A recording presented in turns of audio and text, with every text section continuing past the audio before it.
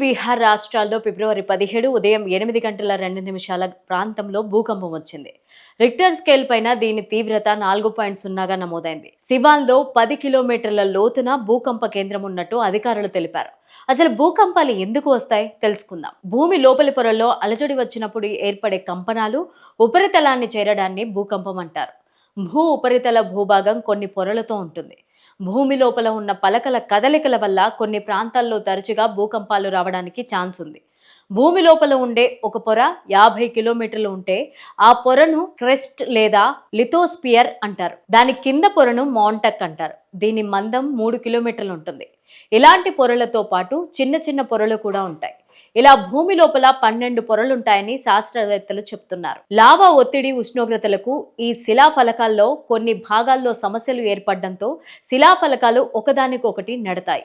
ఈ శిలాఫలకాల్లో పగుళ్లు ఏర్పడి భూకంపాలు ఏర్పడే ఛాన్స్ ఉంటుంది.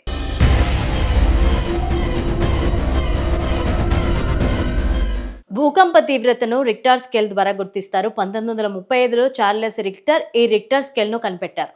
అందుకే దీనిని రిక్టర్ స్కేల్ అని పిలుస్తారు. భూకంపం వల్ల వచ్చే శక్తి 3800 లీటర్ల పెట్రోల్ ఇచ్చే శక్తికి సమానమని చెప్తారు. సాధారణ భూకంపం రిక్టర్ స్కేల్ పైన 2.5కు సమానం.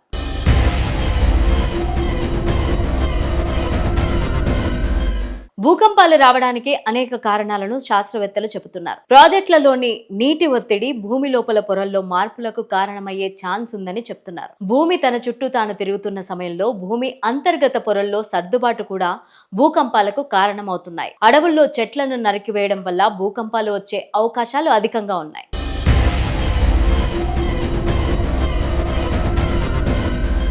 భూకంపాలను పాములు, పిల్లులు, పశువులు ముందుగా గుర్తిస్తాయి.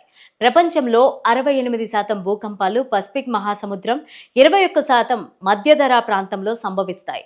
11% ఇతర ప్రాంతాల్లో ఇవి వస్తున్నాయి.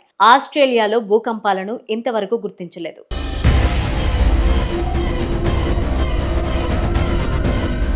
ప్రతిరోజు భూమి కంపిస్తూనే ఉంటుంది. అయితే ఇది మనిషి గుర్తించలేరు. రిక్టర్ స్కేల్ పైన భూకంప తీవ్రత 3.5 కంటే తక్కువగా ఉంటే గుర్తించడం సాధ్యం కాదు. 3.5 నుంచి 5.4గా భూకంప తీవ్రత ఉంటే ఇంట్లోని కిటికీలు కదులుతాయి. ఇక రిక్టర్ స్కేల్ పైన 6 తీవ్రతగా నమోదైతే భవనాలు దెబ్బతింటాయి. 6.1 నుంచి 6.9 రిక్టర్ స్కేల్ పైన భూకంప తీవ్రత నమోదైన ప్రాంతంలో దీనిని తీవ్రత 100 కిలోమీటర్ల వైశాల్యం వరకు ఉంటుంది. ఇక భూకంప తీవ్రత 7 నుంచి 7.9గా ఉంటే ఆస్తి, ప్రాణ నష్టం పెద్ద ఎత్తున ఉంటాయి. 8 కంటే ఎక్కువ వచ్చే భూకంప తీవ్రత తీవ్ర విధ్వంసానికి దారితీసే ఛాన్స్ ఉంటుంది. ఇండియాలో ఎక్కువగా హిమాలయ పర్వతాల్లో భూకంపాలు వస్తాయి. దీని ప్రభావం గుజరాత్, అస్సోం, మహారాష్ట్ర, జమ్మూ కాశ్మీర్, బీహార్ రాష్ట్రాలపైన పడుతోంది.